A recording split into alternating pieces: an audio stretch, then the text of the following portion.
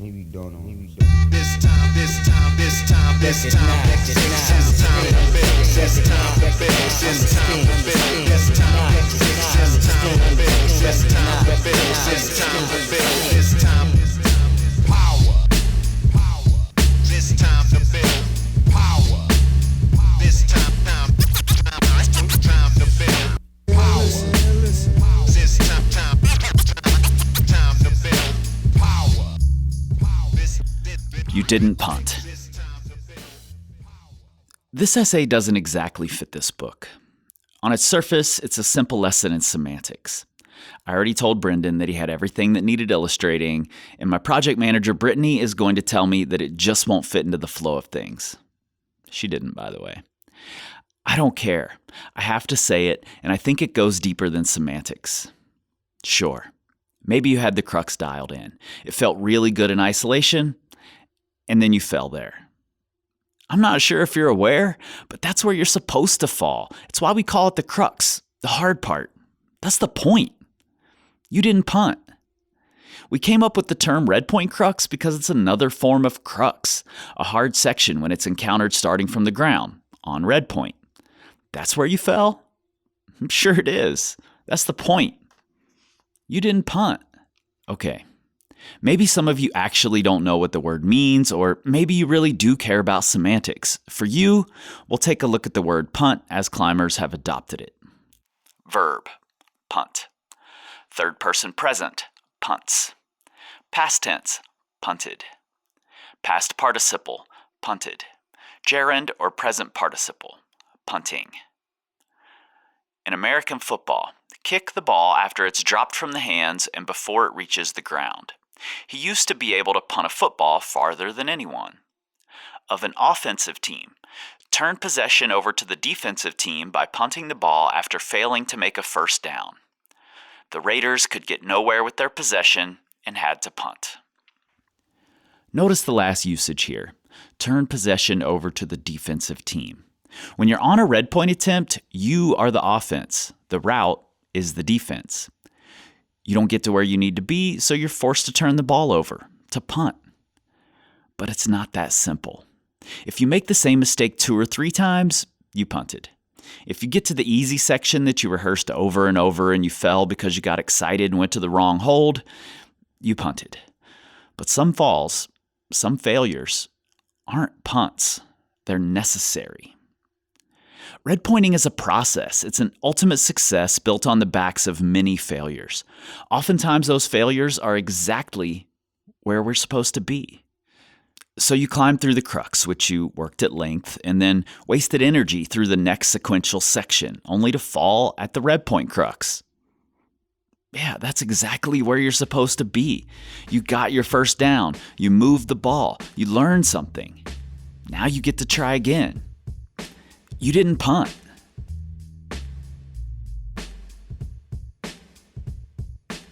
My name is Toby Halloran, and I'm a climber from Australia. Been climbing for 17 years now, I think. Live in the Blue Mountains with my partner Amanda, who's here next to me.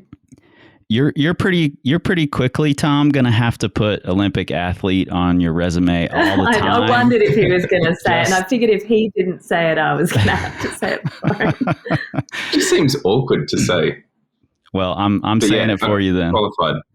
Qualified for the Olympics this year, 2020, 2021. That's the technical terminology. Is qualified for the Olympics. I think once you've been to the Olympics, you're allowed to say Olympian. Apparently, got it. And get the tattoo. Yeah, something like that. Okay. Could be my only tattoo that I get. But anyway, Amanda's here. Enough about me. I'm Ed Watts, Tom's partner. Been climbing for 20-something years, a long time. Live in the Blue Mountains with Tom and our daughter Audrey. Work as a sports dietitian, climbing dietitian. And what else do we do? Have a podcast like you, Baffle Days. Talk about Australian climbing, all the funny numbers we use for climbing, 29, 28, 30, 31, that kind of stuff. Spend ages trying to translate it into American grades. And your business is Thrive, is that right? Yeah, I've never loved the name, I have to say. But yes, it's Thrive Nutrition and Dietetics. It'd be better if it was like, I don't know, Red Point or Crush It or something like that. But yes, it's Thrive Nutrition and Dietetics, and I actually work with climbers all over the world. So it's pretty fun. Do you really think it would be better if it was called Crush It? Maybe. It might. Let's be honest here. Maybe Crunch It. And I don't know. I lie awake at night sometimes wondering what I could change the name to, and then I just think about rock climbing instead and keep the name. Well, and I met you both in Australia when I was there.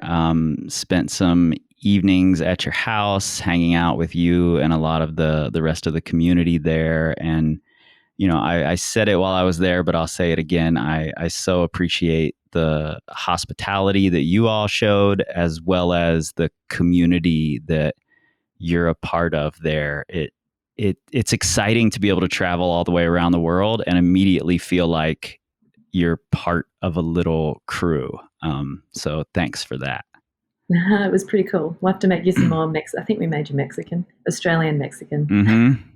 Yeah, proper gringo Mexican. Yeah, well, I'm in. The cool thing about the little communities, and Lander kind of sounds the same, and like small communities centered around rock climbing makes it feel like a real family kind of thing. And yeah, it's always fun when someone new comes in and you get to kind of show them around. And I think it's pretty easy to forget how good you have it in your own little space because you just get used to it. And when you see someone else come in and they get psyched on it, it's like a good little reminder. You're like, wow, we've got it pretty awesome here. So yeah, absolutely. Yeah. And that's one of the things about the book that's been really fun too, is that after taking the Australian tour and spending the time over there, we had so many people from Australia buy the book. And I've talked to so many people. I recorded with a couple of guys from the Sydney area for one of the chapters, and we've just talked to so many people after that tour. It's really interesting how the internet has brought us into this much larger community of tiny little communities, added together. And you guys are carrying the book at Baffle Days. So if there's anybody in Australia wants the book, it costs a fortune for us to ship it over there. And who knows if it's going to make it. But you can get it through your website at Baffle Days. And it won't include the couple of bonus things we've got going on with our specials right now, but it will save you a lot of money in shipping to buy it from you guys. Yeah, you get the special lessons that you've put in there. Exactly. And that's the main part. So and a little bit of Blue Mountains on the sticky bit that you have to lick to close the envelope. I love that. Yeah. Not guaranteed we're 100% COVID free. There will never be guarantees of that again, I think. Yeah. This chapter, for me, was one of the last chapters I wrote. A lot of these were essays I'd written over the years on my blog. And this was sparked by hearing a client of mine talk about how he had punted, falling at the crux of a route that he was working on. And I'm like, I like words. I love, investigating the meaning and how words are used. And when he said that, it bothered me so much that I immediately wrote this chapter. And I wasn't exactly sure why it was important to say that. And thinking about it today, in preparation for this, it occurred to me that it's because when many of us get into this red point process, trying to send a hard route, we kind of go, we let autopilot take over, and we're like, this is the next step, this is the next step, this is the next step. And if you start saying you punted when you fell at the crux, when you fall at a place where it's normal to fall, and then you just go on with your autopilot, when you actually do punt, when you actually do make a real mistake that's your fault, then you just tend to let it go on autopilot instead of internalizing that lesson and realizing I need to do something about this so that I don't make this mistake again on the next route or on the next attempt or whatever. Yep, 100%. I think that's such a...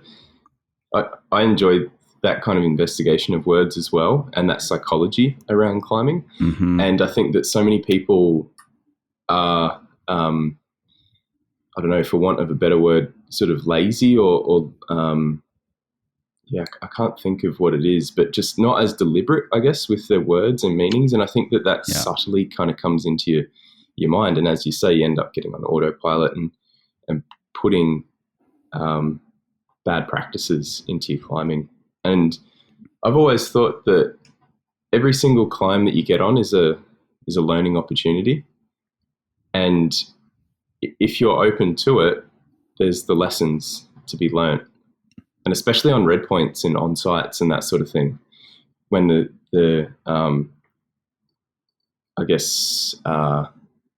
drama is a little bit higher, the tension, the sort of, So I really like it. And I've had a lot of opportunities in the past, or a lot of situations in the past where I've classically called it a punt. I actually wrote a blog post several years ago called A Punting Life for Me about all the routes that I'd punted recently. Because of all the routes that I'd fallen off the top of and stuff. And it's just like, yeah. But I learned a lot of lessons in retrospect. Yeah. So, yeah. I do think it's pretty interesting. I think it's interesting to see at the cliff the natural reflectors and the natural non-reflectors. I mean, when you do a degree in nutrition, one of the things you have to do is a reflective practice, which is if you're a natural reflector in life, having that amplified can be a bit difficult because then you're at the shops and you're reflecting on why the lady looked at you sideways, and that's not necessarily something you need to reflect on. But at the cliff, I've been red pointing a route with someone, and they'll get down. They're like, it'll go one day. Oh, my calves are too big. There's sort of. But it's not a true reflection on what's happening and whether it's a punt or not a punt. And then I think the ability to get better quicker takes longer. Yeah, absolutely. It's, part of it is just taking responsibility for whether you have control over what happened or not. It's such an important distinction to make. Tom, since you wrote a blog post about the punting life, can you tell us about one of your most spectacular punts? Yes. And you're both high level climbers. So I think this will be important for people to hear that, even when you've qualified for the Olympics, someday will be an Olympian, you can still punt. Yep. Yeah, so one in particular is probably one of my most fond memories of falling off the top of something. It's a route called Little Empty Boat down just in our backyard, basically. It's probably 45 meters long, and I don't know, it's 13C to get up to kind of halfway and a good rest, and then probably something like 14B to the top, very consistent, probably 30 to 40 degrees overhung. And then you top out on this kind of Fontainebleau-esque mantle to top out and get to the finish. And it's amazing. And I'd slowly gotten higher and higher progression over a few days and was just really enjoying that linear progress. Like, that's the most fun part about red pointing, is when you have just linear progress. It's like, and suddenly I get up to the final couple of moves. It's very pumpy, and I get up to the top mantle, never fallen off it before. And as I'm kind of rocking over and grabbing not much, I was like, yep, this is awesome. You've done it, dude. Swing a leg over. I've got two hands over. I'm up to my waist over the top, and just go, you're bloody awesome. You've just done this. And it was the first descent. And I just go to swing my leg onto the hold and push up to do the final mantle. I didn't place my foot properly. It stood on air, and that inertia of the leg just pushing against nothing swung me off the cliff. I grazed my entire side, came hurtling off the top of the route. My rope wasn't long enough, and I'd skipped a lot of draws, so I ended up probably taking about a 20-meter fall, which is what, like 60 feet or something or more. Mm-hmm. Dangling in the air, pumped out of my brains, and couldn't bounce up because my arms were so pumped, and couldn't get lowered to the ground because the rope was too short. He had lots of time to reflect. I had time to reflect. So I think a lot of people have probably been there before, where they have they've gotten to that section of climbing where they shouldn't come off. Like totally should not come off that bit. Mm-hmm. That route has the start move. You have to jump from a rock onto the cliff like a cat. Imagine a cat jumping onto like a tree with its proper fingernails. parkour. Yeah. But it's I think that you get out of being in the Red Point headspace. You're like, cool, it's all over. It's like, You're it is celebrating. not over until it's over. Mm-hmm. Yeah. And getting out of that headspace is detrimental sometimes. And I've done that several times in the past as well. Like, since then, I've not learnt that lesson where I've gone, oh yeah, thanks for coming. Like in the compact like league, at the on Olympic qualifiers, that happened, going for the last move. You're kidding me. And I'm like, yeah, dude, you've done it. There's a great photo of Tom on the go for the last hold, move. and my foot pops because I didn't concentrate on making it happen. And it's a lesson. And I think that there's that saying in life, like, you go for something and you either get what you want or learn the lesson that you need. And I think that that's a pretty true thing. And if you're lucky enough, you can get the lesson out of when you succeed as well. You can reflect back, because I think that's probably something that a lot of us don't do, is reflecting back when we do well. Yeah. It's really easy to kind of look at the things we've done wrong and go, oh, yeah, I shouldn't have done that, shouldn't have done this. But you can look at the things that led to success as well. Absolutely. And try and implement some of them. Your foot often does pop off things. So why do you keep having to relearn that lesson? You're going to have to work on this footwork, Tom. Yeah. Everyone will be watching you for That'd be the Olympics now. Another podcast. Yeah. Amanda, are you an early celebrator? No. Oh, look, I have been, definitely. I'm trying to think about a Red Point. Well, I ask because I often see people do that, where they're like celebrating and still topping out. And I wish I could do that because it looks cool, but there's no way I can. I'm in super focus mode because I don't want to blow it. Well, I'm a preparer. I'm a preparer for the worst. Mm-hmm. To the annoyance of close friends, I think. And yourself. It feels comfortable for me. But I have a contingency plan generally for everything. Yeah. Tom's like, I'll say, what's happening for this particular thing? And he's like, what? We'll work that out when we get there. And I'm like, but I've already got 4 plans, Right. A doesn't work, B. So I think when it comes to red pointing, if it's a quick one, if it's an onside or in the first few goes, then maybe. But I know that red point, that nervousness can come in 2 moves from the top when you're on the jugs. And you can slip off. I've seen so many people slip off the top hold. So I think, no, I would say I'm not an early celebrator. If this may be one of the most heartbreaking early celebration stories anyone will ever hear, it's a little known fact. The Polish climber, Peter Schaub, I'm never sure of how to pronounce his name, but he's brutally good as a climber. He's climbed, 36, 37. He just on-sided. Don't talk in Australian grades. They get annoyed. No, do it.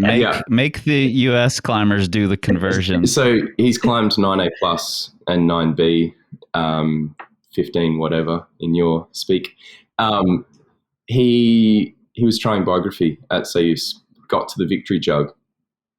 Everyone celebrates there. he's Yahooing, the whole cliff's Yahooing. He continues up the grade. I was going to say 23, but it's like 7A, so like 11 something. 11D. Yeah. And slips. Oh no! I see people How about celebrate that? on that route though, and I mean, How about that, everyone? Imagine falling off after the victory jug on biography. He came back the previous year the next year and did it, but it happens to the best of us, and absolutely does. Yeah, I think that we've all got to learn that lesson, and it's not necessarily celebrating too early. I guess punting is kind of switching off, really, isn't it? It's switching off from that. Yeah, any sort of mistake that you really could have avoided, I think is ultimately what causes you to punt. Yeah. If it's a thing that you're learning from, you can absolutely learn from a punt, and you should learn from a punt, then all is not lost. But there are some punts like, rocking over the top of a first ascent and just falling into space when you shouldn't have, that maybe there's not a lesson other than, wow, you shouldn't have done that. Yeah. You should never do that for your partner's sake. How did you end up getting down? I'm curious now. I had to wait until my arms were unpumped so I could bounce. And you were on belay, Amanda? I don't. Was I on belay? Yeah. Yeah, I think I've blocked it from my memory because I think there's several ones that she's blocked from memory. Tom can be quite expressive when he falls off in that sort of way, and he's explained to me that to make a gross generalization, boys' brains at the cliff when they're falling off can be very expressive and loud and sweary, but then it ends when they hit the ground, or that's it. For me and some of my girlfriends, because I won't overgeneralize, we can be more broody, perhaps, hold on to it for a couple of days or maybe weeks. So, yeah, but the impact of his yelling can then affect me for a couple of days. And then we have to discuss it on the way out of the cliff. But I'm all chirpy. So it's to your benefit then to help Tom learn from his punts. Oh, but I've got to be so careful. Like he did the same thing, and we had a boulder comp. We went up to Queensland state titles on the weekend, and I mean, do you call this a punt? He's in those comps. You need to kind of try and flash. He's practicing for the Olympics, so he's competing against Adam Ondra and Alex Megos and everyone else soon. So there will be no space for punting then, and flashes this problem, but forgets the side walls in, and so it's kind of like trying to use some part of a hold that's dual text that's not really going to work. Has his second attempt and forgets his sequence and misses like a key foot. Yeah, I'm gonna call that a check mark in the punt category. Yeah. Yeah. Improper route viewing, improper reflection on what was just successful, and then getting it third go when it should have been a flash. So I guess probably this is part of what needs to be discussed for a second is how much information does a partner give about a punt, and what time frame for discussion of that punt is appropriate. Boy, that's a whole other podcast series that needs to happen. Relationships at the cliff. Yeah. No, I think, it's probably a good thing though, is like that reflection. And sometimes you can't see it yourself, and you rely on your climbing partners to have a coaching role. to talk about it and be open to learning and listening to what other people have to say. And yeah, absolutely. Well, I know you guys have a busy day. You are champions for doing this at 6:30 a.m. your time, so that you can fit in training and all of the other things you need to fit in. So I appreciate you being here so much. I'm really looking forward to the next time I get to see both of your faces in person. Hopefully it's in Lander, pulling on some wild iris pockets. Yeah, come whenever you are allowed to. Yeah, be awesome. Or you could send the private jet to get us. Oh yeah, the power company private jet. I'll send that right over. Kanye's got it at the moment.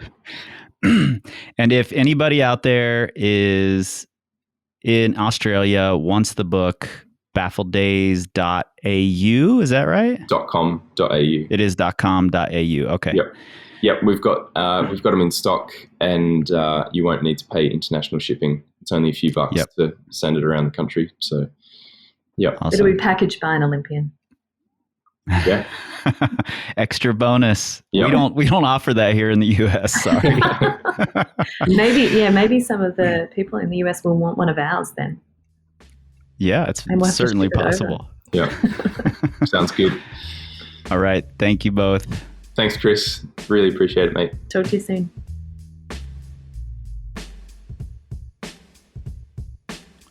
Tomorrow, train wreck. 5 ways to derail your training.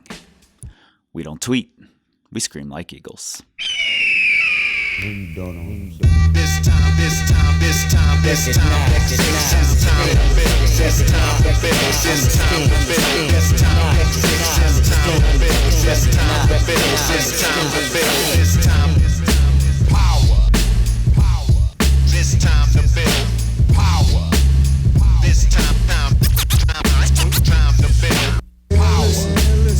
This time to build.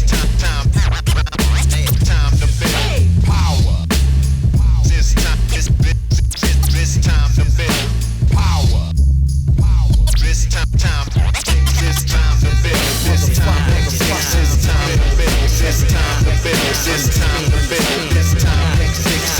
to build. This time to build. This time to build. This time.